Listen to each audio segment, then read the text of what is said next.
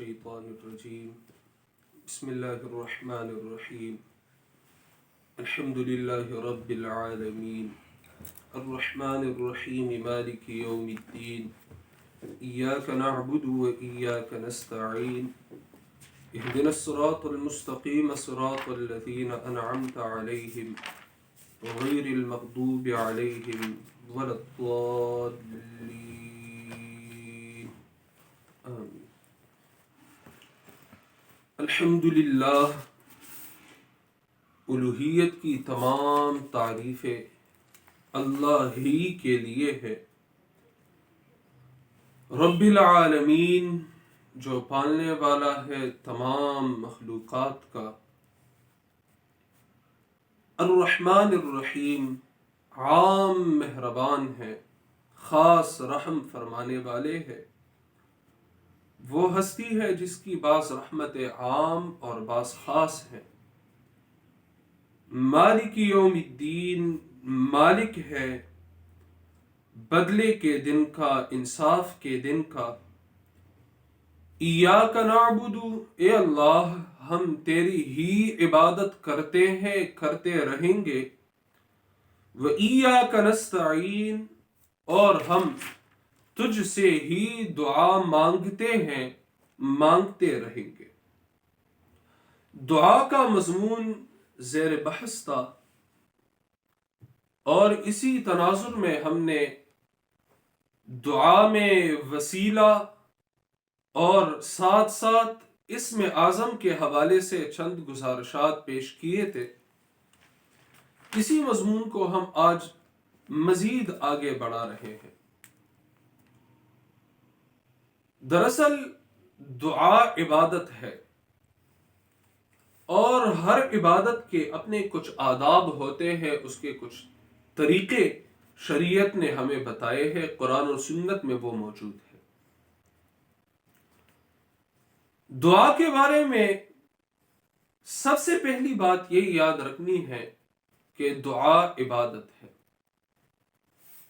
اور عبادت اللہ ہی کی جائے گی، اللہ کے سوا کسی کی عبادت نہیں کی جائے گی۔ لہذا چونکہ دعا عبادت ہے، پس دعا اللہ ہی سے مانگی جائے گی۔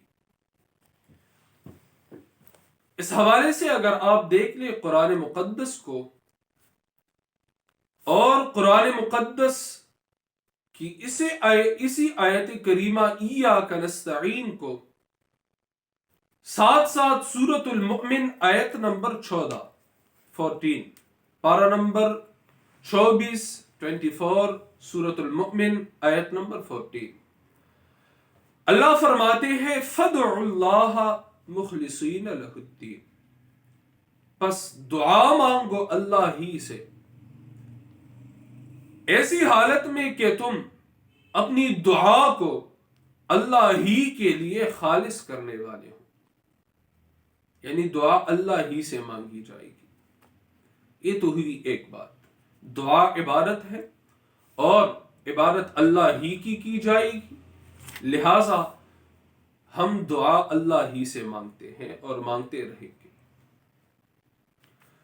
دوسری بات یہ کہ دعا کے لیے تضرع اور عاجزی یہ ضروری ہے کہ دعا مانگتے وقت اللہ کے سامنے اپنی عاجزی کا اقرار کیا جائے اور دعا مانگتے وقت اپنی جو کیفیت ہے وہ بھی عاجزی سے بھرپور ہونی چاہیے۔ تیسری بات یہ کہ دعا آہستہ اور خفیہ مانگنی ہوگی۔ ان تینوں باتوں کے لیے آپ دیکھ لیں سورۃ الاعراف آیت نمبر 55، آیت نمبر 55، پارہ نمبر 8 سورۃ الاعراف آیت نمبر 55۔ اللہ فرماتے ہیں ادعوا ربکم، یہ ہوئی پہلی بات، ادعوا پکارو، ربکم اپنے رب کو، دعا مانگنی ہے تو اللہ ہی سے مانگنی ہوگی۔ تضرعاً عاجزی کے ساتھ، یہ دوسری بات، وخفیہ اور آہستہ سے. یہ جو دعا چیخ چیخ کر مانگی جاتی ہے تو یہ دعا آداب کے خلاف مانگی جاتی ہے اور یہ در حقیقت بے ادبی ہے، دعا کی شرائط سے بے توجہی ہے. ادعوا ربکم تضرعا وخفیہ، اپنے رب کو پکارو عاجزی کے ساتھ اور آہستہ آہستہ. تو 3 باتیں ہو گئی. دعا اللہ ہی سے مانگنی چاہیے، عاجزی کے ساتھ اور آہستگی کے ساتھ. چوتھی بات یہ کہ دعا مانگتے وقت دعا کی قبولیت کا یقین رکھنا یہ دعا کے آداب میں سے ہے. دعا مانگتے وقت دعا کی قبولیت کا یقین رکھنا یہ دعا کے آداب میں سے ہے. حدیث مبارکہ ہے، رسول اللہ صلی اللہ علیہ وسلم فرماتے ہیں ادعوا اللہ، تم اللہ کو پکارو، اللہ سے دعا مانگو. وَأَنْتُمْ مُوقِنُونَ بِالْإِجَابَةِ، وَأَنْتُمْ مُوقِنُونَ بِالْإِجَابَةِ، ایسی حالت میں کہ تم دعا کی قبولیت کا یقین رکھنے والے ہو. ادعوا اللہ وَأَنْتُمْ مُوقِنُونَ بِالْإِجَابَةِ، اللہ سے دعا مانگو، یہ پہلی بات. وَأَنْتُمْ مُوقِنُونَ بِالْإِجَابَةِ، ایسے حالت میں کہ تم دعا کی قبولیت کا یقین رکھنے والے ہو. یعنی اگر تم دعا کرتے ہو اور تمہارا خیال یہ ہو کہ یہ ویسے بھی قبول ہونے والی نہیں ہے، میں بہت گناہگار ہوں، میری یہ دعا ویسے بھی قبول نہیں ہوگی، لیکن بطور فارمیلٹی میں اس دعا کو مانگ رہا ہوں، کم از کم یہ دعا عبارت تو ہے عابدین کے زمرے میں، عابدین کے لسٹ میں میرا بھی کہیں نام آ جائے گا. ہاں یہ دعا جو میں مانگ رہا ہوں یہ ویسے بھی قبول ہونے والی نہیں، تو یہ دعا نہیں قبول ہوتی.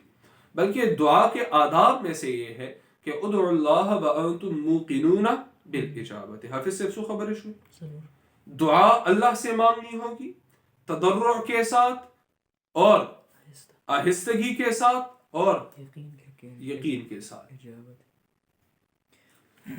ایک دوسری بات سلوش، 5ویں بات یہ ہے کہ دعا واضح اور دو ٹوک انداز میں کی جائے گی. دعا کو معلق نہیں کیا جائے گا. معلق کہتے ہیں آویزہ کرنے کو، آویزہ کی گئی چیز کو. دعا کو معلق نہیں کیا جائے گا. رسول اللہ صلی اللہ علیہ وسلم نے اس سے منع فرمایا ہے کہ ایک شخص دعا مانگتے وقت کہے کہ اے اللہ میری یہ فلاں حاجت پوری فرما ان شئتا، اگر تیری چاہت ہو. ان شئتا نہیں، دعا کو معلق نہیں کیا جائے اے اللہ اگر تیری چاہت ہو تو میری اس دعا کو قبول فرما. نہیں، بلکہ دعا اس میں ہم دعا کو معلق کرنے سے بچیں گے اور دو ٹوک انداز میں جزم کے ساتھ قطعی طور پر ہم دعا مانگیں گے، درخواست پیش کریں گے کہ یا اللہ میری اس حاجت کو قبول فرما، میری اس حاجت کو پورا فرما، میری اس مشکل کو دور فرما. تو دعا میں دعا کو معلق نہیں کیا جائے گا، ان شئتا اگر تیری چاہت ہو، اور جزم اور یقین کے ساتھ دعا مانگی جائے گی واضح اور دو ٹوک الفاظ میں. دعا کے آداب میں سے یہ ہے، نمبر دعا کے آداب میں سے یہ ہے کہ دعا مانگنے سے پہلے، دعا مانگتے وقت اللہ کی حمد و ثنا اور درود سے دعا کی شروعات کی جائے. یعنی ایک شخص دعا مانگ رہا ہے تو اسے چاہیے کہ وہ اللہ کے سامنے اپنی حاجت رکھنے سے پہلے وہ اللہ تعالیٰ کی حمد و ثنا کرے اور ساتھ ساتھ رسول اللہ صلی اللہ علیہ وسلم پر درود پیش فرمائے. ایک شخص تھا، اس نے دعا مانگی اور چلا گیا. 2 رکعت نماز پڑھی، نماز پڑھنے کے بعد اس نے دعا مانگی اور وہ چلا گیا. رسول اللہ صلی اللہ علیہ وسلم نے فرمایا اس کی دعا قبول نہیں ہوئی. آپ کو وحی ہو گئی تھی اللہ کی جانب سے، اس کی دعا قبول نہیں ہوئی. اگر یہ اللہ تعالیٰ کی حمد و ثنا اور پھر مجھ پر درود بھیجتا اور اس کے بعد دعا مانگتا تو اس کی دعا قبول ہو جاتی. ایک صحابی نے یہ سن لیا اور وہ بھاگ کر بیٹھ گیا اور اللہ تعالیٰ کی حمد و ثنا کی. اس کے بعد رسول اللہ صلی اللہ علیہ وسلم پر درود پیش کی. اس کے بعد اپنی مراد اللہ سے مانگی. رسول اللہ صلی اللہ علیہ وسلم نے فرمایا اس کی دعا قبول ہو گئی. تو دعا کے آداب میں سے یہ ہے کہ اللہ تعالیٰ کی حمد و ثنا اور رسول اللہ صلی اللہ علیہ وسلم پر درود پیش کی جائے. ایک ادب یہ ہے دعا کی کہ غافل دل کی دعا اللہ قبول نہیں فرماتے. حدیث مبارکہ ہے غافل دل کی دعا اللہ قبول نہیں فرماتے. یعنی ایک شخص ہے اس کا دل غفلت میں ہے, اس کے جو الفاظ ہیں اور اس کا جو دل ہے اس میں ہم آہنگی نہیں ہے, اس میں جوڑ ربط اور تعلق نہیں ہے, دل غافل ہے, وہ دیگر سوچوں میں گم سم ہے, لیکن وہ دعا مانگ رہا ہے اے اللہ ماؤ بخی زمان اور پلارو بخی زمانی کے لیاؤ بخی ٹول مسلمانارو بخی, مجھے بخش دے, میرے والدین کو بخش دے, میری فلاح حاجت پوری فرما. ربنا آتنا فی الدنیا حسنہ وفی الآخرۃ حسنہ وقنا عذاب النار. جیسے ہم نماز کے آخر میں دعا مانگتے ہیں ربنا آتنا فی الدنیا حسنہ, یا ہم دعا مانگتے ہیں لیکن غافل دل کے ساتھ, ہماری زبان اور دل کا آپس میں کوئی ربط جوڑ نہیں ہوتا, ہم آہنگی نہیں ہوتی, لہذا غافل دل کی دعا اللہ تعالیٰ قبول نہیں فرماتی. دعا کے بارے میں آپ یہ بھی یاد رکھیے, یہ دوسرا ادب ہے کہ دعا تصنع اور بناوٹ سے پاک ہونی چاہیے. دعا تصنع اور بناوٹ سے پاک ہونی چاہیے. تصنع اور بناوٹ سے دعا پاک ہونی چاہیے.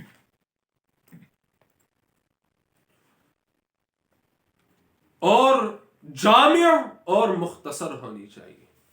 تصنع بناوٹ سے پاک اور جامع اور مختصر ہونی چاہیے.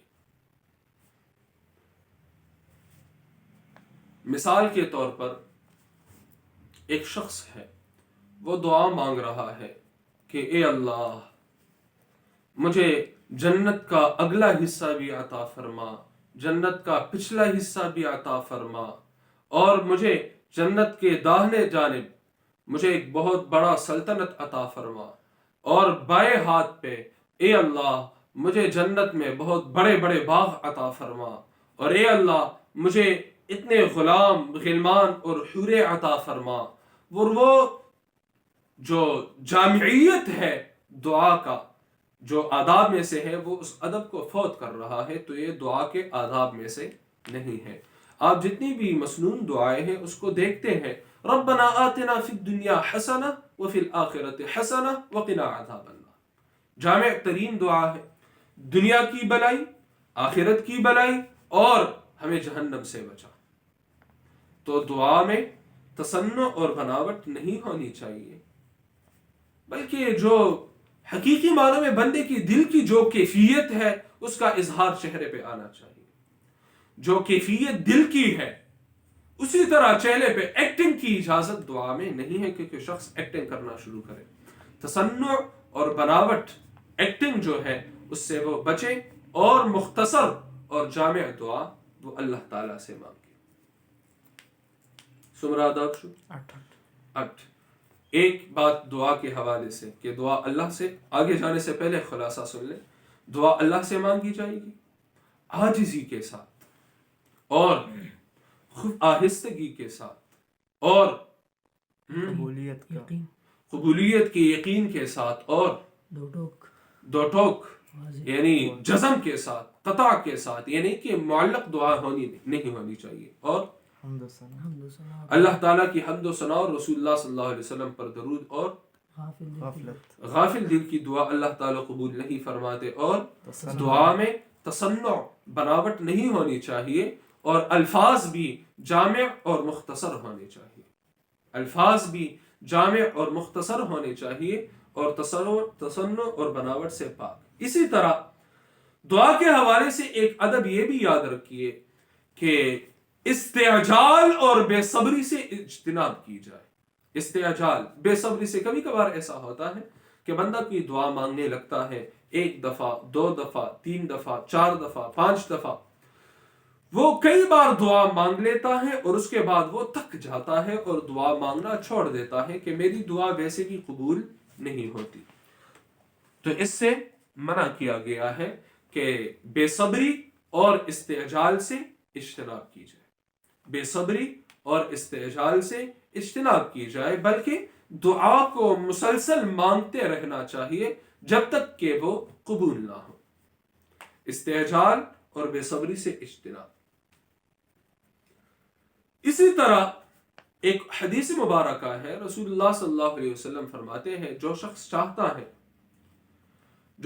چاہتا ہے کہ مشکل وقت میں، تکلیف میں، مصیبت میں میری دعا قبول ہو، اسے چاہیے کہ وہ راحت اور آرام کے موقع میں بھی، راحت اور آرام کے جو موقع ہے، جو وقت ہے، جو پیریڈ ہے، اس میں بھی وہ اللہ سے دعا مانگتے رہا کرے. جی کبھی کبھار ایسا ہوتا ہے کہ بندہ دعا تو مانگتا ہے، لیکن اس وقت جب وہ کسی مشکل میں پھنس جاتا ہے اور جب مستی کا وقت ہوتا ہے، راحت کا وقت ہوتا ہے، تو ایسے وقت میں وہ اللہ تعالیٰ سے دعائیں نہیں مانگتا. تو یہ بھی آداب کے خلاف ہے. بلکہ اگر کوئی شخص چاہتا ہے کہ میری دعا مشکل وقت میں قبول ہو، اس کے لیے اسے چاہیے کہ وہ راحت کے وقت میں بھی اللہ تعالیٰ سے دعائیں مانگتا رہا کرے. بس دعا کے آداب میں سے یہ ہے کہ جس طرح کرب اور مصیبت کے وقت اللہ سے دعائیں مانگی جاتی ہے، اسی طرح راحت اور آرام کے وقت بھی اللہ تعالیٰ سے دعا مانگتے رہنا چاہیے. ایک اور ادب دعا کا یہ ہے کہ جو حرام دعا نہیں کرنی چاہیے. مثال کے طور پر ایک شخص ہے، وہ چوری کرنا چاہتا ہے، وہ دعا مانگے کہ اے اللہ میری مدد فرما، اے اللہ میری مدد فرما، میں فلاں شخص کو لوٹ رہا ہوں، میری مدد فرما. تو حرام چیز کی دعا نہیں مانگی. یا کوئی شخص مثال کے طور پر کوئی ایسی دعا کرے کہ جو ناممکن ہو. مثال کے طور پر ایک شخص دعا مانگے کہ اے اللہ مجھے یہ فرض نمازیں جو ہے یہ مجھ سے ساقط فرما، جو روزے مجھ پر فرض ہے، جو مجھے رمضان کا کل مجھے روزہ رکھنا ہے، یا اللہ مجھ سے اس روزے کو ساقط فرما کہ یہ مجھ پر فرض ہی نہ ہو. یا مثال کے طور پر ایک شخص ہے، اس کا کوئی قصور، کوئی جرم نہیں. ایک تو یہ ہے کہ اس نے آپ کے ساتھ کوئی ظلم زیادتی کی ہو، وہ الگ بات ہے، وہ ظالم ہو. لیکن ایک شخص ہے، اس نے کوئی ظلم زیادتی آپ کے ساتھ نہیں کی اور آپ اس کے لیے بد دعا مانگ رہے ہیں. جب آپ کسی پر لعنت کرتے ہیں، کسی کے لیے بد دعا مانگتے ہیں، تو وہ جو لعنت ہے، جو الفاظ ہے بد دعا کے، وہ اس شخص تک پہنچ جاتے ہیں. اگر وہ اس کے لائق اور قابل ہو، اگر وہ اس کا مستحق ہو، تو یہ الفاظ، یہ لعنت، یہ بد دعا یہ اس پر چپک جاتی ہے. اور اگر وہ اس کے لائق نہ ہو، تو جس طرح کوئی شخص ہے اور وہ فٹ بال کو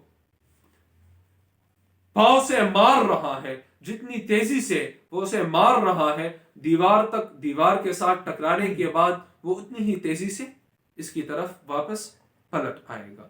اسی طرح کسی کے لیے کوئی شخص ہے، بے گناہ ہے، وہ تمہارے بد دعا کے الفاظ کا مستحق نہیں ہے، اس کے لیے بد دعا مانگنا یہ بھی حرام دعا میں آتا ہے. تو حرام دعا سے بچنا یہ بھی دعا کے آداب میں سے ہے. 11. پہلا ادب میں نے کیا بتایا دعا کے حوالے سے؟ کہ دعا اللہ سے مانگنی ہوگی. یہ آپ یاد کر لیں، نوٹ فرما لیں. دعا اللہ سے مانگنا چاہیے. دوسری بات عاجزی کے ساتھ. تیسری بات آہستگی کے ساتھ. چوتھی بات قبولیت کا یقین ہو.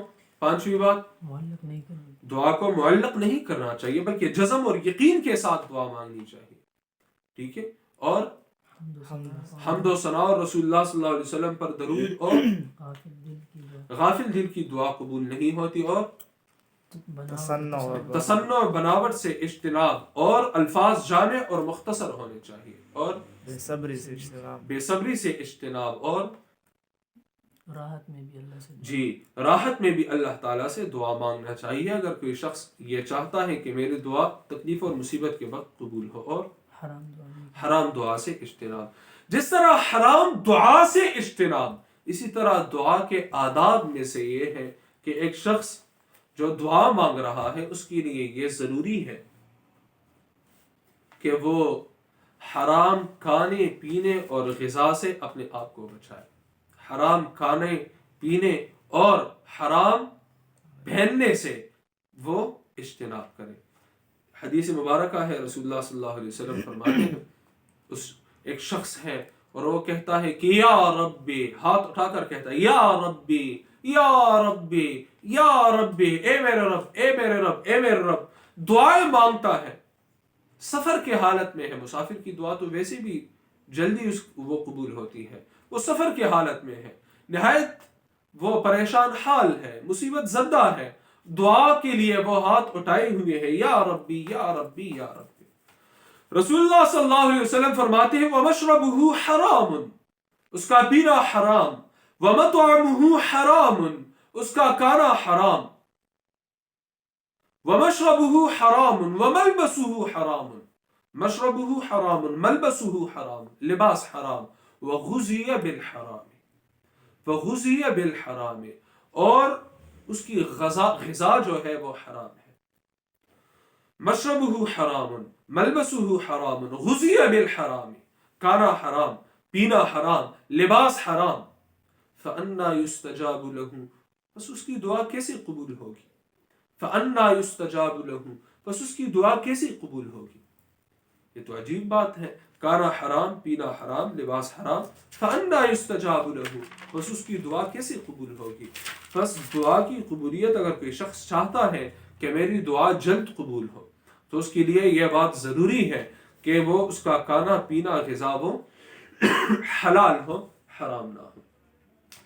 اسی طرح دعا کے آداب میں سے ایک ادب یہ ہے کہ دعا کے آخر میں آمین کہا جائے. یہ دعا کے آداب میں سے ہے.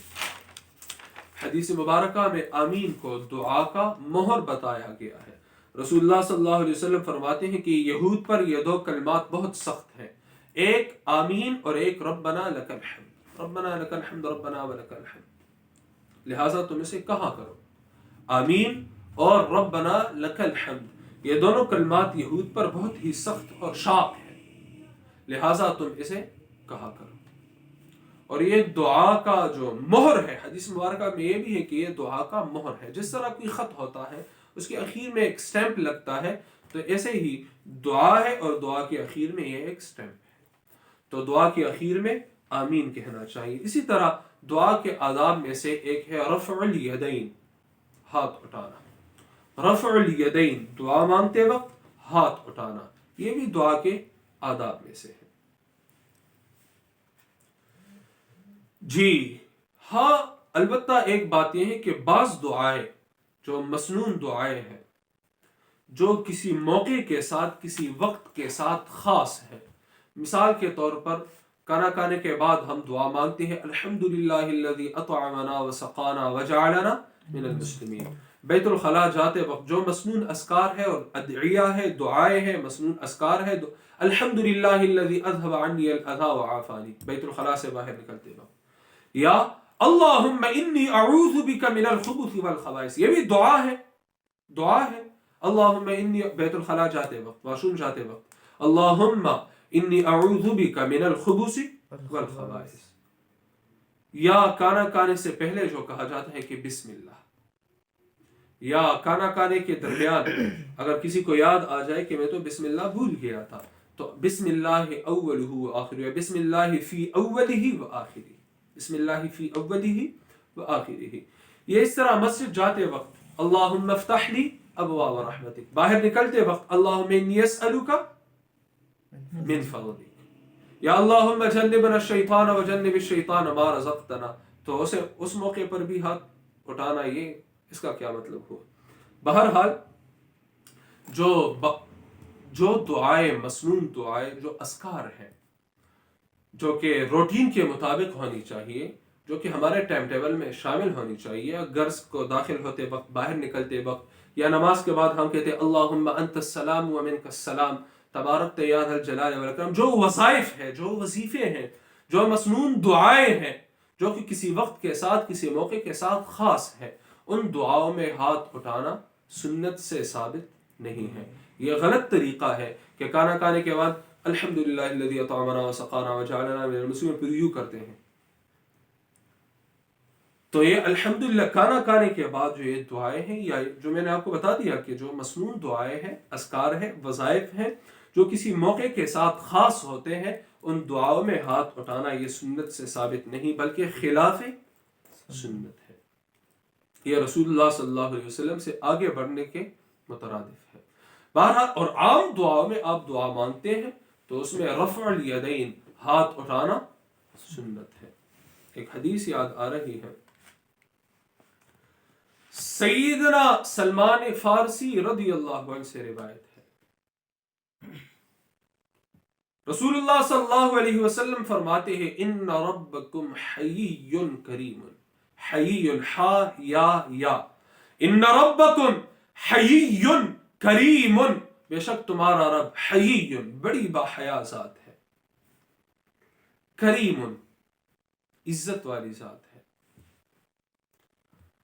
یستحیی من عبدہ، یستحیی من عبدہ، اسے اپنے بندے سے حیا آتی ہے، اذا رفع یدیہ الیہ، اذا رفع یدیہ الیہ، جب کوئی بندہ اللہ کے سامنے اپنے دونوں ہاتھ اٹھاتا ہے اسے حیا آتی ہے ان یردہما صفرا، کہ ان دونوں ہاتھوں کو خالی لوٹا دے۔ ان ربکم حیی کریم یستحیی من عبدہ اذا رفع یدیہ الیہ ان یردہما صفرا۔ عام معمول کے مطابق تو ہاتھ اٹھانے جو عام طریقہ ہے سینے کے برابر، لیکن کبھی کبھار اگر کوئی بہت بڑی حاجت ہو،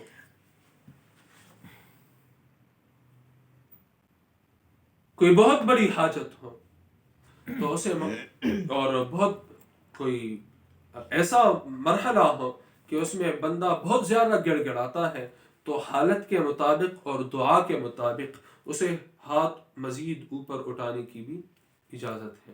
معمول کے مطابق دعا ہے، معمول کے مطابق ہاتھ اٹھانا سنت ہے۔ ہاں کبھی کبھار بہت بڑی دعا ہے، بہت بڑی حاجت ہے تو آپ مزید بھی اوپر اٹھا سکتے ہیں، بہت بڑی دعا ہو، بہت بڑی حاجت ہو۔ جی اسی طرح دعا مانگنے کے آداب میں سے ایک یہ بھی ہے، ہم تو دعا کرتے ہیں لیکن دعا کے جو آداب ہے، جو اس کا طریقہ ہے، اس سے ہم واقف نہیں ہیں۔ ایک یہ ہے کہ ایک کوئی دعا ہے، بہت اہم دعا ہے، تو آپ اس میں 3 دفعہ تکرار کر لیں، 3 دفعہ۔ ایک موقع پر سیدنا عثمان رضی اللہ عنہ غزوہ تبوک کے موقع پر، چونکہ بے سر و سامانی کا حال تھا اور بہت تنگی تھی، مشقت تھی، سیدنا عثمان رضی اللہ عنہ بہت ساز و سامان لے آئے تاکہ مجاہدین میں، صحابہ کرام رضی اللہ عنہ میں وہ تقسیم ہو۔ رسول اللہ صلی اللہ علیہ وسلم نے ان کے لیے 3 مرتبہ جنت کی دعا فرمائی، اے اللہ عثمان کو جنت عطا فرما، اے اللہ عثمان کو جنت عطا فرما، اے اللہ عثمان کو جنت عطا فرما۔ تو دعا میں تکرار کرنا، یعنی ایک ہی کلمات ہے، ایک ہی الفاظ ہے، اسے دہرانا 3 مرتبہ، یہ بھی سنت سے ثابت ہے۔ سوشو جناب 15 شو۔ اگر کوئی شخص چاہتا ہے کہ میری دعا بہت اچھی طرح قبول ہو، ویسے تو دعا آپ لیٹ کر بھی مانگ سکتے ہیں، وضو بھی دعا کے لیے شرط نہیں ہے، دعا کے لیے شرط نہیں ہے، لیکن اگر کوئی چاہتا ہے کہ میری دعا کی قبولیت کے جو چانسز ہیں وہ کچھ اور بڑھ جائے، میری دعا کی قبولیت کے جو چانسز ہیں وہ کچھ اور بڑھ جائے، تو اس کے لیے ادب یہ ہے کہ وہ وضو کرے اور وضو کرنے کے بعد قبلہ رخ ہو کر بیٹھ جائے اور وہ دعا مانگے۔ ورنہ ویسے میں نے تو آپ کو بتا دیا کہ لیٹے لیٹے بھی رسول اللہ صلی اللہ علیہ وسلم سے دعا مانگنا ثابت ہے، بیٹھ کر، لیٹ کر، چلتے چلتے، وضو کے حالت میں ہو یا بلا وضو، بغیر وضو کے ہو، لیکن حتیٰ کہ جنابت کے موقع پر بھی، جنابت کی جو حالت ہے اس میں بھی آپ دعائیں مانگ سکتے ہیں، ذکر اذکار بھی کر سکتے ہیں، ہاں البتہ قرآن کی قراءت سے اجتناب کرنا چاہیے۔ تو وہ تو آپ جنابت کی حالت میں بھی دعائیں مانگ سکتے ہیں، لیکن اگر چاہتے ہیں کہ دعا کی قبولیت کا امکان مزید بڑھ جائے، چانسز مزید بڑھ جائے، تو اس کے لیے کیا کرنا چاہیے؟ باوضو ہو کر، قبلہ رخ ہو کر، استقبال کعبہ یعنی قبلہ رخ ہو کر دعا مانگنی چاہیے۔ صلاۃ حاجت یہ بھی دعا کے آداب میں سے ہے کہ اگر کسی شخص کی کوئی حاجت ہو تو وہ وضو کر لے، وضو کے بعد وہ 2 رکعت صلاۃ حاجت ادا کرے، اس کے بعد وہ دعا مانگ لے۔ صلاۃ حاجت 2 رکعت نفل ہی ہے، البتہ نیت یہ ہونی چاہیے کہ میری یہ فلاں حاجت ہے، اے اللہ میں آپ سے دعا مانگنے کے لیے میں 2 رکعت آپ کے حضور ادا کر رہا ہوں۔ نیت کیسی ہوگی؟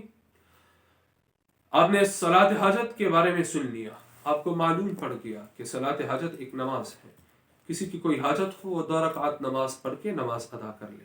تو آپ جب آپ کی کوئی حاجت ہو اور آپ چاہتے ہیں کہ میں صلاۃ حاجت ادا کروں، جب آپ جائے نماز پر کھڑے ہوتے ہیں اور آپ تکبیر تحریمہ کہتے ہیں تو آپ کے دل میں کیا ہوگا کہ میں کون سی نماز پڑھ رہا ہوں؟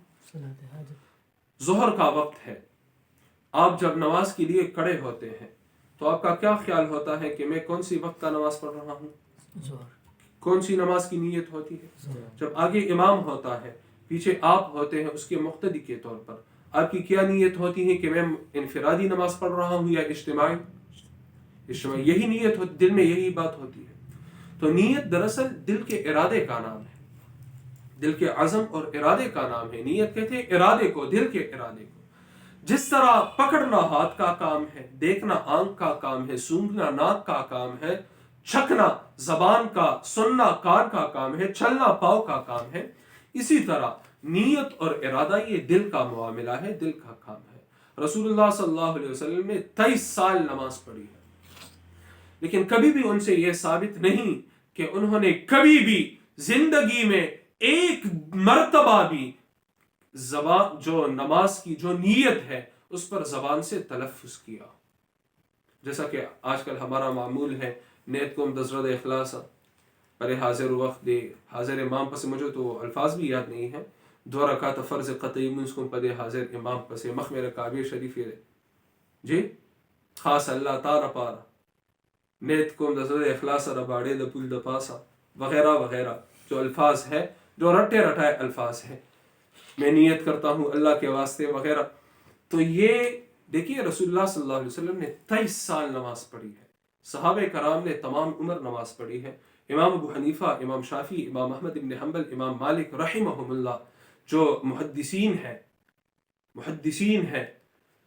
تو آپ کسی بھی حدیث کی کتاب میں کوئی ایک روایت بھی ایسی نہیں پائیں گے، امام ابو حنیفہ، امام شافعی، امام مالک، امام احمد بن حنبل رحمہم اللہ، ان سے کوئی ایک روایت بھی، ان کا کوئی ایک فتویٰ بھی ایسا نہیں، ائمہ جو محدثین ہیں صحیح ستہ کے، کوئی ایک بات بھی ان سے ایسی منقول نہیں ہے کہ نماز کے لیے زبان سے نیت پر تلفظ کیا جائے۔ تو ایک کام جو رسول اللہ صلی اللہ علیہ وسلم، صحابہ، تابعین، اتباع تابعین، ائمہ اربعہ رحمہم اللہ سے ثابت نہیں ہے، اس کام کو کرنے کا مقصد اور مطلب اور فائدہ ہی کیا ہے؟ اور ہمارے جو آج کل جو ہمارے علماء کرام اور مفتیان عظام ہیں ان سے پوچھا جائے تو کہتے ہیں کہ جی زبان سے نیت کے جو الفاظ ہیں وہ ادا کرنا یہ مستحب ہے۔ عجیب بات ہے، استحباب کسی بات کو مستحب کہنا کہ یہ مستحب ہے، اس کے لیے دلیل ہونی چاہیے کہ قرآن اور سنت سے اس پر کیا دلیل ہے۔ استحباب کوئی ایسی چیز تو نہیں کہ کوئی مفتی کہہ دے کہ یہ مستحب ہے بس وہ مستحب بن گیا، کوئی شیخ القرآن، کوئی شیخ الحدیث، کوئی مولانا، کوئی علامہ، کوئی فہامہ، کوئی اسکالر وہ کہہ دے کہ یہ مستحب ہے بس وہ مستحب بن گیا، بلکہ استحباب کے لیے کوئی دلیل تو ہونی چاہیے، کوئی دلیل تو ہونی چاہیے۔ امام ابن تیمیہ رحمۃ اللہ علیہ شیخ الاسلام، وہ تو زبان سے نیت کے الفاظ ادا کرنے کو بدعت کہتے ہیں کہ رسول اللہ صلی اللہ علیہ وسلم، صحابہ، تابعین، اتباع تابعین نے ساری عمر ایک کام نہیں کیا، اسے کرنے کا کیا مقصد ہے؟ یہ دین میں اضافہ نہیں تو اور کیا ہے؟ امام مجدد الفسانی رحمۃ اللہ علیہ اپنے مکتوبات میں وہ بھی اسے بدعت لکھتے ہیں۔ تو اس سے اجتناب کرنا چاہیے۔ صلاۃ حاجت کے بارے میں نے آپ کو بتا دیا کہ آپ جب نماز کے لیے کھڑے ہوتے ہیں آپ کی نیت دل میں ہوتی ہے۔ میں نے تو آپ کو کامن سینس کی بات بھی کہہ دی۔ ہمارے سامنے ڈاکٹر صاحب بیٹھے ہیں، ڈاکٹر داؤد صاحب، اور میرے جو تایا ہے ان کا نام بھی ڈاکٹر داؤد ہے، تو یہ ہمارے ڈاکٹر داؤد صاحب ان کے ہم نام بھی ہے، اس وجہ سے مجھے ان سے بڑی عقیدت بھی ہے۔ یہ کبھی کبھار فرماتے ہیں کہ کامن سینس ایک ایسا سینس ہے جو کامن نہیں، ٹھیک ہے؟ تو بالکل بجا فرماتے ہیں۔ میرا تو دل چاہتا ہے کہ ان کا ماتھا میں چوم لوں، کیونکہ بہت قیمتی بات یہ کبھی کبھار فرما لیتے ہیں۔ جی بات کچھ یوں ہے کہ صلاۃ حاجت یہ بھی دعا کے آداب میں سے ہے۔ اچھا جی، سو آداب شدہ 17 باتیں ہو گئی۔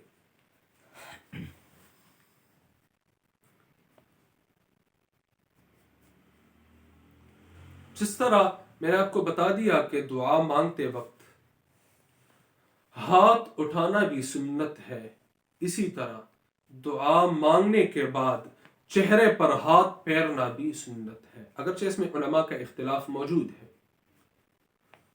اچھا جی، ہمارے نزدیک جس طرح دعا کے لیے ہاتھ اٹھانا سنت ہے، اسی طرح دعا مانگنے کے بعد چہرے پر ہاتھ پھیرنا بھی سنت ہے۔ اس پر صحابہ کرام سے بھی مختلف آثار منقول ہے۔ دعا مانگنے کے بعد چہرے پر ہاتھ پھیرنا بھی سنت ہے۔ اچھا جی، ایک دوسری بات دعا کے حوالے سے، ایک الگ بات اس کے علاوہ، وہ یہ ہے کہ سجدے کی حالت میں دعا بہت اچھی قبول ہوتی ہے۔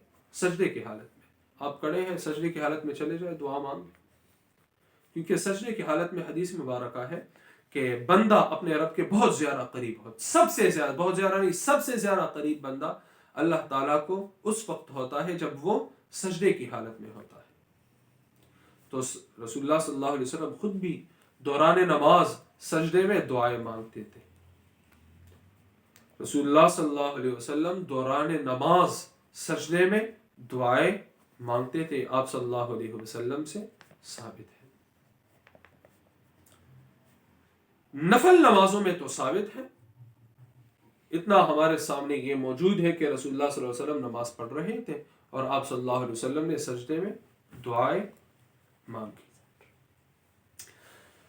البتہ فرض نمازوں کے بارے میں بہرحال اگر آپ روایات کو دیکھ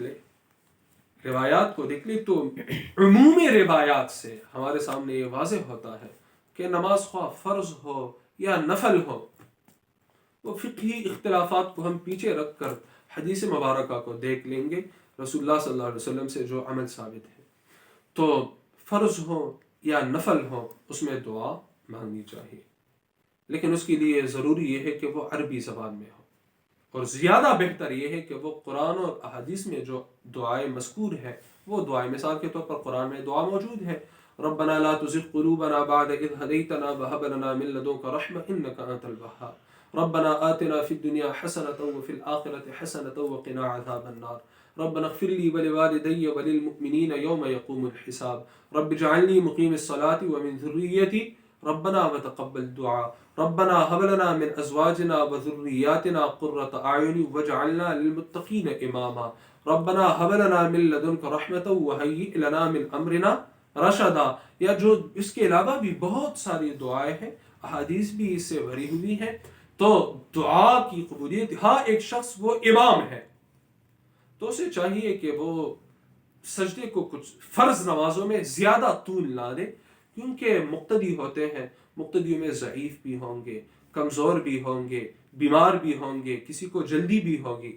تو لہٰذا ایک تو یہ ہے کہ مثال کے طور پر یہ میرے سامنے ڈاکٹر داؤد صاحب، حافظ محمد احمد خان صاحب بیٹھے ہوئے ہیں، مجھے پتہ ہے کہ ان کا کوئی ضروری کام نہیں، تو میں جتنا بھی سجدے کو طول دوں تو کوئی مسئلہ نہیں، لیکن کوئی اسی عمومی جماعت ہوتی ہے جس میں مسجد ہے مثال کے طور پر، ہر قسم کے لوگ اس میں شریک ہوتے ہیں، کمزور بھی، ضعیف بھی، کسی کو جلدی بھی ہوگی کسی بات کی، تو ایسے موقع پر نماز کو بس نارمل پڑھنا چاہیے۔ یہ آداب میں سے ہے جی۔ دعا کے آداب میں سے میں کون سا آداب کر رہا تھا؟ جی، سجدے کی حالت میں کوشش کرنی چاہیے کہ آپ نماز میں خواہ وہ فرض ہو یا نفل ہو، میری جو عادت ہے اللہ تعالیٰ اس میں مزید برکت عطا فرمائے، وہ یہ ہے کہ چونکہ اتنا نیکوکار میں بھی نہیں کہ میں سجدے کو کچھ زیادہ طول دوں، اللہ تعالیٰ نصیب فرمائے، توفیق عطا فرمائے، لیکن کوشش یہ ہوتی ہے کہ تسبیحات کے ساتھ کوئی نہ کوئی دعا میں ضرور، مثال کے طور پر ایک سجدے میں ربنا آتنا فی الدنیا حسنہ، دوسرے سجدے میں رب اجعلنی مقیم الصلاۃ ومن ذریتی ربنا وتقبل، پھر ایک تیسرے سجدے میں ربنا لا تزغ قلوبنا. تو میں دعاؤں کو پھیرتا رہتا ہوں، اور یہ معمول بنا دی جائے تو انشاءاللہ تعالی بہت بہتر رہے گا. تو دعا کے آداب میں سے یہ ہے کہ ایک ادب یہ ہے کہ اگر کوئی شخص چاہتا ہے کہ میری دعا جلد قبول ہو تو وہ سجدے کی حالت میں، نماز میں سجدے کی حالت میں وہ اللہ تعالیٰ سے دعا مانگے. جی ایک ادب دعا کا یہ ہے کہ دعا میں اللہ تعالیٰ کو وسیلہ پیش کیا جائے. دعا میں اللہ تعالیٰ کو وسیلہ پیش کیا جائے، اور وسیلہ کے موضوع پر تو میں نے آپ کو تقریباً 1 گھنٹہ درس دیا تھا. اور جو غیر مشروع وسیلے ہیں اس سے اجتناب کیا جائے. اللہ کے سامنے وسیلہ پیش کیا جائے اللہ کے ناموں کا، اے اللہ تو رزاق ہے پس مجھے رزق عطا فرما، اے اللہ تو غفار ہے پس میری مغفرت فرما، اے اللہ تو رحمان ہے پس مجھ پر رحم فرما. اللہ تعالیٰ کے اسماء اور صفات کا وسیلہ، اور اسی طرح اپنی ایمان اور نیک عمل کا وسیلہ، اپنی ایمان اور نیک عمل کا وسیلہ. اسی طرح کسی زندہ اور موجود شخص کو کہنا کہ میرے لیے دعا فرما، میرے لیے دعا کر دیجئے، تو یہ بھی دعا کے آداب میں سے ہیں. اور جو ناجائز وسیلے ہیں، مثال کے طور پر کسی قبر کے پاس جا کر یہ کہنا کہ بابا جی میرے لیے دعا فرمائیے، یا مثال کے طور پر کوئی شخص اپنے گھر میں ہی بیٹھا ہوا ہے اور کہہ رہا ہے کہ جی یا اللہ میں فلاں کو تیرے دربار میں بطور وسیلہ پیش کر رہا ہوں، یا فلاں کے حق، فلاں کے طفیل، فلاں کے وسیلے سے میری دعا قبول فرما. یہ صحابہ کرام سے ثابت نہیں، رسول اللہ صلی اللہ علیہ وسلم سے ثابت نہیں. دعا عبادت ہے، عبادت کے معاملے میں ہمیں انہیں دیکھنا ہوگا، اپنی جانب سے نت نئے طریقے ایجاد کرنے کی اجازت نہیں ہے. تو وسیلہ پیش کرنا، اور اسی طرح میں نے چند آداب لکھے ہیں. جی ایک ادب یہ ہے کہ دعا مانگتے وقت پہلے اپنے لیے دعا کی جائے. مثال کے طور پر میں دعا کر رہا ہوں اپنے استاذ محترم کے لیے کہ اے اللہ میرے استاذ محترم کو صحت کاملہ عطا فرما. جی میرے دادا جان فوت ہو چکے تو ان کے لیے دعا کہ اللہ ان کی مغفرت فرما، آمین. تو یہ دعا تو ہے، لیکن دعا کے آداب میں سے یہ ہے کہ پہلے اپنے لیے دعا مانگی جائے، تاکہ یہ تأثر نہ ملے کہ یہ شخص اپنے آپ کو دعا کا محتاج نہیں سمجھ رہا. بس پہلے اپنے لیے دعا، پھر اول جان دے بیا جہان دے. پہلے اپنے لیے دعا، پھر والدین ہے، دوست احباب ہے، وغیرہ وغیرہ وغیرہ، ان کے لیے دعا مانگنا. یہ بھی دعا کے آداب میں سے. آپ قرآن میں دیکھ لیں، ربنا اغفر لی ولوالدی وللمؤمنین، اے اللہ مجھے بخش دے، میرے والدین کو، تمام مؤمنوں کو. تو پہلے اپنے لیے دعا، پھر دیگر احباب دوست وغیرہ کے لیے دعا مانگنا. 10 عمرہ آداب شو، 21 تقریباً 21 شو. اچھا جی میں مختصر طور پر خلاصتاً دعا مانگتے وقت ایک تو یہ کہ دعا اللہ ہی سے مانگنی چاہیے، یا رسول اللہ مدد، یا علی مدد وغیرہ، ان سب شرکیات سے ہاتھ دھونا ضروری ہے. دعا عاجزی کے ساتھ مانگی جائے، دعا آہستگی کے ساتھ، یہ چیخ چیخ کر دعائیں مانگنا. اسی طرح دعا تصنع اور بناوٹ سے خالی ہونی چاہیے. بعض لوگ جب دعائیں مانگتے ہیں، اور خصوصی طور پر کوئی حاجی صاحب، کوئی نامی گرامی شخصیت وہ فوت ہو جائے، تو یہ دعا میں ہاتھ اٹھا کر اور چیخ چیخ کر اور رو رو کر دعائیں مانگنا شروع ہو جاتی ہے. یہ تصنع اور بناوٹ کے سوا کچھ نہیں ہے، تو تصنع اور بناوٹ سے بچنا ضروری ہے.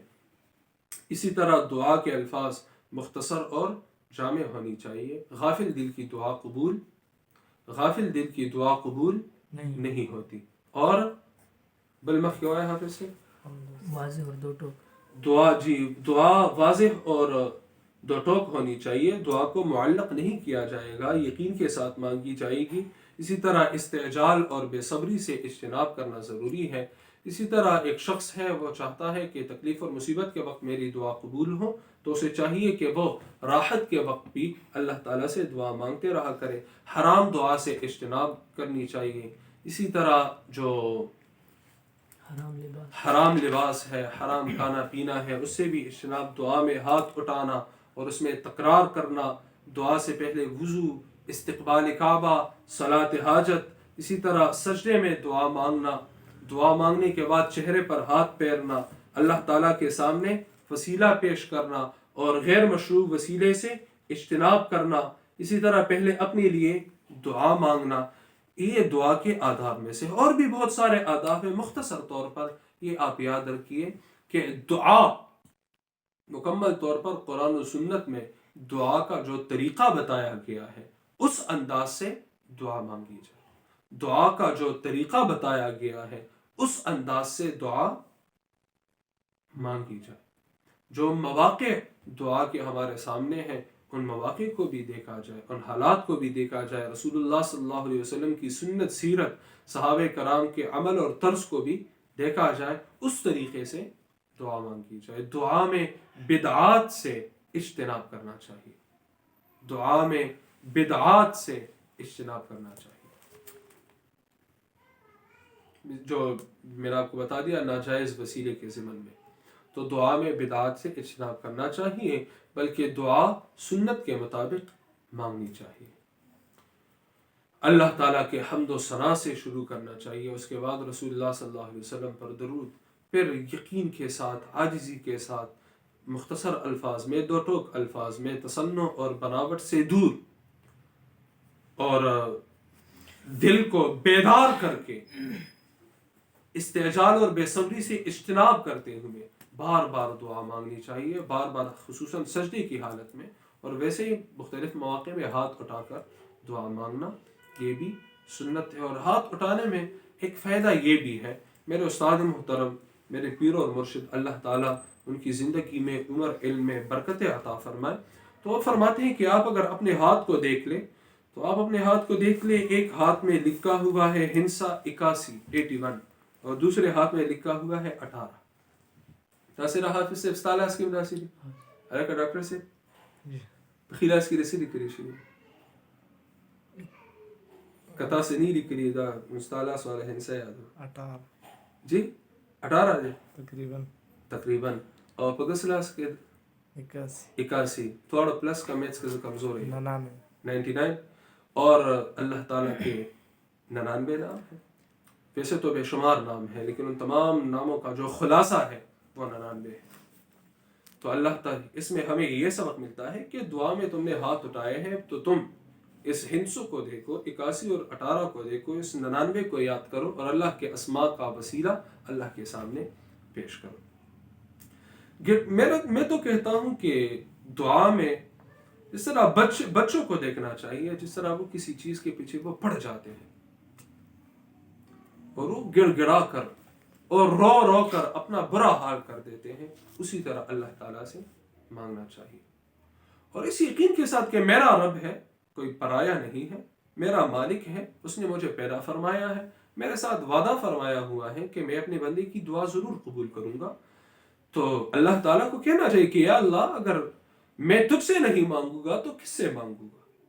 اگر تو مجھے عطا نہیں کرے گا تو مجھے کون عطا کرے گا؟ میرا کوئی عمل نہیں سوائے اس عمل کے کہ میں اپنے دونوں ہاتھوں کو صرف تیرے سامنے پھیلا رہا ہوں، اپنے ماتھے کو تمہارے ہی سامنے، تیرے ہی سامنے ٹیک رہا ہوں۔ اے اللہ، میرے اس عمل کو دیکھ اور میری اس دعا کو ضرور قبول فرما، اے اللہ بس ضرور قبول فرما، یقین کے ساتھ۔ جس طرح کوئی الکن یاز بن تو اردو کیسے ہوئی یار؟ لاڈلا پن، جی بالکل لاڈلے پن سے اللہ تعالیٰ کے ساتھ گپ شپ ہونی چاہیے، کوئی پرایا تو نہیں، ہم نے ویسے اللہ کو پرایا بنایا ہوا ہے، لاڈلا پن ہونا چاہیے، اور اپنے کمرے کے دروازے کو آپ لات لگا کر اللہ تعالیٰ کے ساتھ گپ شپ شروع کر دے کہ اے میرے رب، بس میری اس دعا کو آپ ضرور قبول فرمائیے گا، اور لاڈلے پن کے ساتھ، جس طرح کوئی بچہ ہوتا ہے اور وہ گڑ گڑاتا ہے، اسی طرح اللہ تعالیٰ سے مانگنا چاہیے۔ اور اس انداز سے اگر آپ دعا کو مانگیں گے دعا کو دعا کے سلیقے کے ساتھ تو دعا کا بھی اپنا ایک لطف ہے اور اس میں بھی اپنا ایک سکون ہے، ایک راحت ہے، ایک اطمینان ہے۔ میں تو عموماً کہتا رہتا ہوں کہ ہم دعا مانگتے نہیں بلکہ ہم دعا کے الفاظ صرف ادا کر رہے ہوتے ہیں، ہم دعا کے الفاظ کی قراءت کر رہے ہوتے ہیں۔ مولانا صاحب ہے وہ دعا مانگتے ہیں اللہم انت السلام و منک السلام تبارک یا ذا الجلال والاکرام۔ آپ اپنے مسجد کے مولانا صاحب سے پوچھ لیں کہ یار مولانا صاحب آپ ذرا مجھے بتلا دیں کہ اللہم انت السلام و منک السلام تبارک یا ذا الجلال والاکرام اس کا کیا مطلب ہے، اس کا مطلب ذرا مجھے بتا دیں۔ ٹھیک ہے، آپ یہ جمعہ کے دن جو خطبہ دیتے ہیں اور خطبے کے اخیر میں جو دعائیں مانگتے ہیں ذرا آپ اس کا مطلب اور معنی مجھے بتلا دیں۔ تو تقریباً 1000 علماء کرام میں سے کوئی 2 3 4 ہی ایسے ہوں گے جن کو خود پتا ہوگا کہ اس کا کیا معنی ہے۔ تو عوام الناس تو بہت دور کی بات۔ تو ہم دعا کو مانگتے نہیں ہیں بلکہ ہم دعا کے صرف اهدنا الصراط المستقیم صراط الذین انعمت علیہم غیر المغضوب علیہم، یہ دعا ہے سورۃ الفاتحہ دعائیہ انداز میں ہے۔ تو ہم نے کب نماز کے وقت دل سے یہ الفاظ ادا کیے ہیں معنی میں سوچ اور تدبر اور فکر کرنے کے ساتھ؟ آخری دفعہ کب ہم نے اللہ تعالیٰ سے التجا کی ہے، حقیقی معنوں میں التجا کی ہے، اللہ کے سامنے گڑ گڑائے ہیں لاڈلے پن کے ساتھ، دعا کی قبولیت کی یقین کے ساتھ، جزم کے ساتھ، قطعی طور پر غافل دل نہیں بلکہ زندہ دل کے ساتھ، مردہ دل نہیں زندہ دل ہو کر اللہ تعالیٰ سے کب ہم نے اللہ کے اسماء اور صفات کا وسیلہ الحمدللہ رب العالمین والصلاۃ والسلام علی رسول الکریم وعلی آلہ وصحبہ، اس کا کیا مطلب ہے؟ دل سے دعا ایک فارمیلٹی ہم پوری کر رہے ہیں، صرف ایک فارمیلٹی۔ جنازہ دعا ہے، ہزاروں لوگ کھڑے ہوتے ہیں جنازے میں، آپ پوچھ لے کہ اس جنازے میں تم نے کون جو الفاظ ادا کیے ہیں ذرا اس کا معنی مجھے بتلا دیجیے۔ وہ تو صرف دعا کے الفاظ وہ ادا کر رہے ہوتے ہیں، دعا تو نہیں مانگتے۔ اللہم اغفر لحینا ومیتنا وشاہدنا وغائبنا وصغیرنا وکبیرنا وذکرنا وانثانا، اس کا کیا مطلب ہے؟ تو مسئلہ بڑا گمبھیر ہے، ہنسوئی الگ ہوئی، بڑی نازک صورتحال ہے۔ تو یہ بڑی نازک صورتحال ہے، اللہ تعالیٰ رحم فرمائے۔ دعا کو مانگتے رہنا چاہیے، دعا مانگنا الگ بات ہے اور دعا کے الفاظ ادا کرنا، صرف اپنی زبان کو حرکت دینا، یہ الگ بات ہے۔ اچھا جی، رسول اللہ صلی اللہ علیہ وسلم نے 23 سال نمازیں پڑھی ہیں، 23 سال، ٹھیک ہے۔ اس کے بعد نماز کے بعد دعا بھی مانگی ہے بے شک، لیکن کبھی بھی ان 23 سالوں میں ایک دفعہ بھی ایسا نہیں ہوا کہ رسول اللہ صلی اللہ علیہ وسلم نے نماز پڑھنے کے بعد، جمعہ کی نماز بھی پڑھائی ہے، عید کی نماز بھی پڑھائی ہے اور روزانہ 5 وقت جو فرض نمازیں ہیں وہ بھی پڑھائی ہے، کبھی بھی ایک مرتبہ بھی ایسا نہیں ہوا کہ نماز کے سلام پھیرنے کے بعد آپ صلی اللہ علیہ وسلم اور صحابہ سب نے مل کر دعا مانگی ہو کہ رسول اللہ صلی اللہ علیہ وسلم دعا مانگ رہے ہیں اور مقتدی اس پر آمین کہہ رہے ہیں۔ ایک مرتبہ بھی اس کا ثبوت نہیں۔ رسول اللہ صلی اللہ علیہ وسلم اپنی دعا مانگتے تھے اور مقتدی اپنی دعا مانگتے تھے۔ آج اگر کوئی اس انداز سے کرے کہ جی کوئی امام کہہ دے میری اپنی دعا ہے، آپ کی اپنی دعا ہے، آپ اپنے طریقے سے اپنے رب کے حضور اپنی دعا پیش کریں، میں اپنے طریقے سے اپنے رب کی حضور اپنی دعا پیش کر لیتا ہوں، تو ایک بہت بڑا سوال اٹھ جاتا ہے کہ یہ دعا کو نہیں مانتا۔ یہ فتویٰ تو رسول اللہ صلی اللہ علیہ وسلم اور صحابہ پر لگتا ہے۔ تو دعا کے معاملے میں بدعات سے اجتناب کرنا چاہیے، ہمیں سنت کو دیکھنا ہوگا، رسول اللہ صلی اللہ علیہ وسلم کے طور طریقوں کو دیکھنا ہوگا۔ ہمارا مولوی، ہمارا پیر، ہمارا استاد، ہمارا شیخ، ہمارا پیر، یہ ہمارا امام، یہ سب پیچھے ہے۔ سب سے پہلے قرآن ہے، سب سے پہلے سنت محمدی صلی اللہ علیہ وسلم ہے، سب سے پہلے صحابہ کرام کی زندگی، وہ ہمارے سامنے واضح پڑی ہوئی ہے، قرآن مقدس ہمارے سامنے موجود ہے، لیکن ہم نے اس سے تغافل برتا ہے، ہم اس سے غفلت کر رہے ہیں۔ اللہ تعالیٰ رحم فرمائے۔ جی یہ تو دعا کے حوالے سے چند باتیں ہوئی، مزید آگے چلتے ہیں، ٹائم سے 10:06۔ اچھا جی، یہ ٹاپک تھوڑا سا رہ رہا ہے، خیر ہے 5-6 منٹ مزید بات کر لیتے ہیں۔ بعض اوقات ایسے ہیں بعض اوقات ایسے ہیں، تو سر کے راہور میں ارمانس کی اشارہ رکھا ہوئی، بعض اوقات ایسے ہیں جس میں دعا کی قبولیت کا زیادہ امید ہوتا ہے، دعا کی قبولیت کا زیادہ یقین ہوتا ہے۔ ایک صحابی ہے، وہ آ گئے اور رسول اللہ صلی اللہ علیہ وسلم سے پوچھا کہ ای الدعاء اسمع، ای الدعاء اسمع، یا رسول اللہ، اے اللہ کے رسول، کون سی دعا زیادہ قبول ہوتی ہے؟ رسول اللہ صلی اللہ علیہ وسلم نے 2 اوقات بتا دیے، فی جوف اللیل، ایک رات کا جو آخری حصہ ہوتا ہے، یعنی نصف شب کے بعد جو رات کا وقت ہوتا ہے، نصف شب کے بعد جو وقت ہوتا ہے، تو یہ، اور دوسری بات فرض نمازوں کے بعد، فرض نماز کے بعد دعا اچھی طرح سے قبول ہوتی ہے، اور بلکہ نصف شب کے بعد۔ اسی طرح میں نے آپ کو حدیث سنا دی تھی کہ رسول اللہ صلی اللہ علیہ وسلم فرماتے ہیں کہ جمعہ کے دن ایک گھڑی ہے، ایک ٹائم ہے، ایک ساعت ہے جس میں دعا رد نہیں، وہ نہیں بتایا گیا وہ کون سا وقت ہے، لیکن جمعہ کے دن کا ایک ٹائم ہے جس میں دعا کی قبولیت کا زیادہ امید اور امکان ہوتا ہے۔ اسی طرح افطاری کے وقت، سحری اور افطاری کے وقت دعا اچھی، ایک شخص ہے، اس کا روزہ ہے اور وہ سحری کر رہا ہے یا وہ روزہ افطار کر رہا ہے، تو افطاری کرتے وقت دعا کی قبولیت کے زیادہ چانسز ہوتے ہیں، اس کی دعا رد نہیں ہوتی۔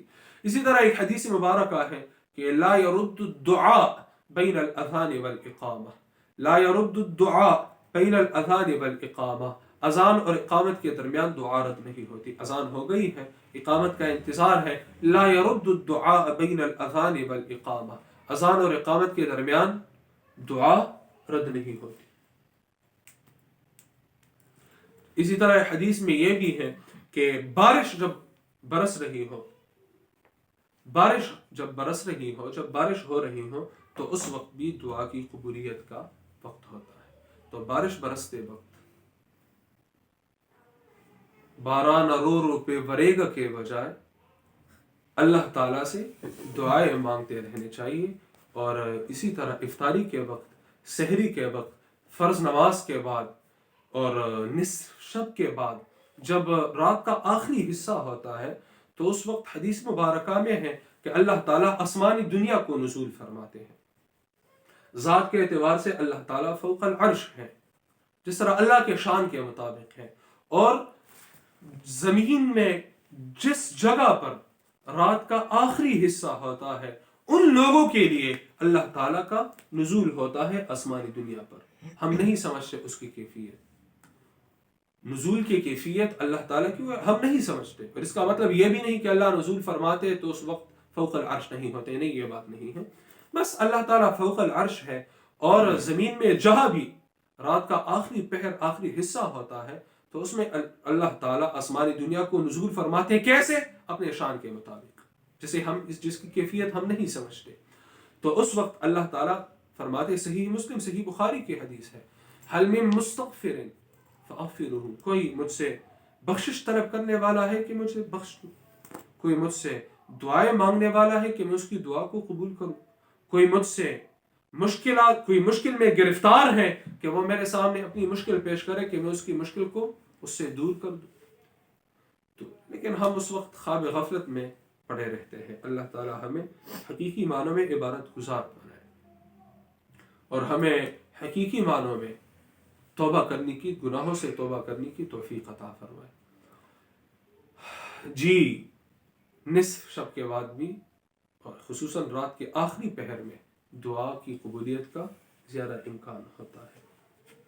بعض ایسے لوگ ہیں جن کی دعا کی قبولیت کا زیادہ امید ہے، بعض لوگ ہیں، بس 5 منٹ میں یہ مضمون سمٹ رہا ہے، اگر یہ ادھورا رہ گیا تو پھر مزہ نہیں آئے گا۔